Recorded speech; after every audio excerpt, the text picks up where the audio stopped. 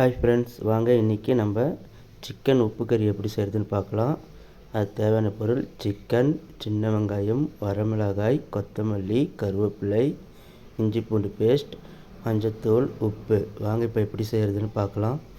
எண்ணெய், ஒரு கடாய் வச்சு அது நல்லா சூடு பண்ணிக்கோங்க. இது நான்ஸ்டிக் கடாயில் செஞ்சிங்கன்னா அடி பிடிக்காமல் சூப்பராக வரும்.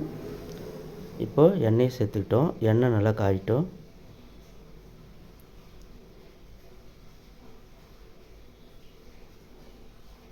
இப்போது எண்ணெய் காஞ்சதும் அதில் கருவேப்பிலை சேர்த்துக்கலாம். கருவேப்பிலை நல்லா பொரியட்டும்.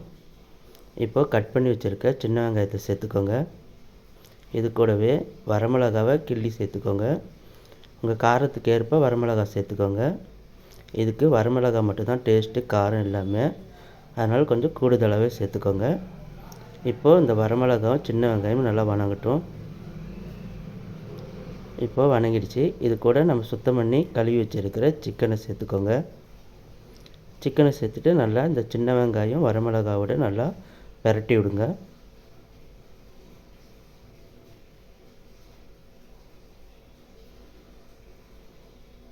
இது தண்ணி எதுவும் சேர்க்கக்கூடாது. இந்த எண்ணெயிலே சிக்கன் வேகணும். இப்போது இது கூட ஒரு ஸ்பூன் இஞ்சி பூண்டு பேஸ்ட்டு சேர்த்துக்கலாம். இஞ்சி பூண்டு பேஸ்ட் சேர்த்துட்டு நல்லா சிக்கனோட வணக்கி விடுங்க.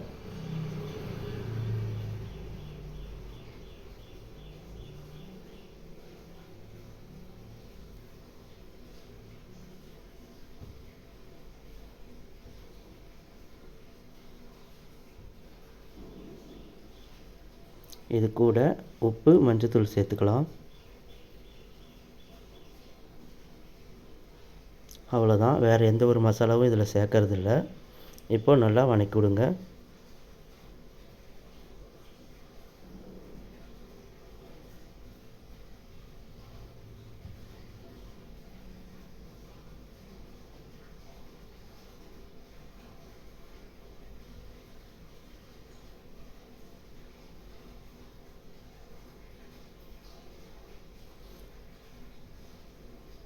இப்போது இதை ஒரு தட்டு போட்டு நல்லா வேக வைங்க.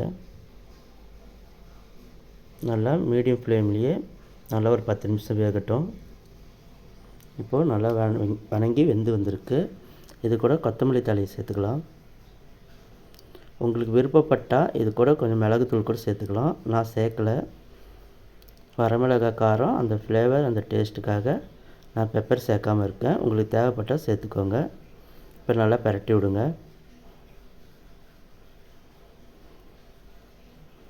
இன்னொரு 10 நிமிஷம் அப்படியே எண்ணெயிலே வேகட்டும்.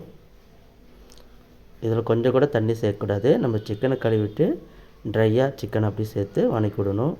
இப்போ பாருங்கள், நல்லா சிக்கன் வெந்து நல்லா சுருள நல்லா வந்திருக்கு. இப்போ நல்லா அதை நல்லா பிரட்டி விடுங்க.